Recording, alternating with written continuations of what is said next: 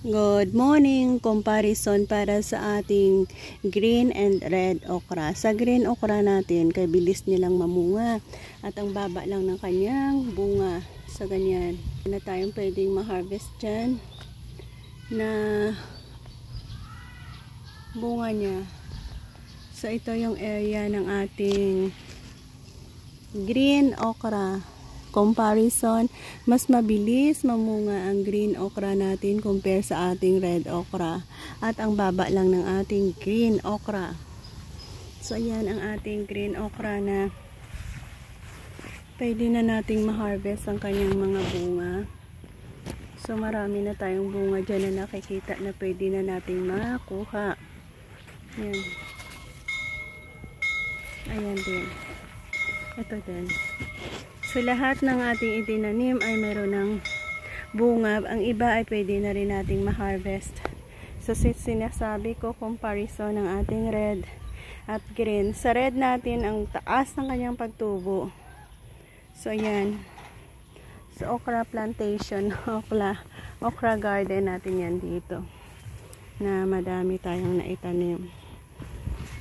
So ayan, sa green yan, madami tayong nakikita dyan mga bunga na pwede na nating ma-harvest na. Pero sa red okra natin, half ng kanyang size. Kasi ang tangkad So, taas ng ating red okra. Compared natin. Pero guys, ang kagandahan sa red okra natin, mataas siya at napakahaba nga din naman ang kanyang mga bunga. Yan ang maganda. Sobrang haba ng mga compare natin sa green. Ang red ay mas maganda ang kanyang bunga.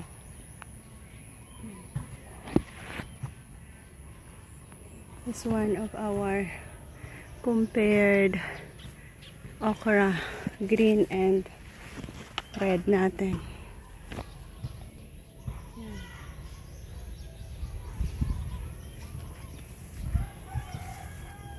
Mas i-prefer kong itanim kung gusto kong madali ang green.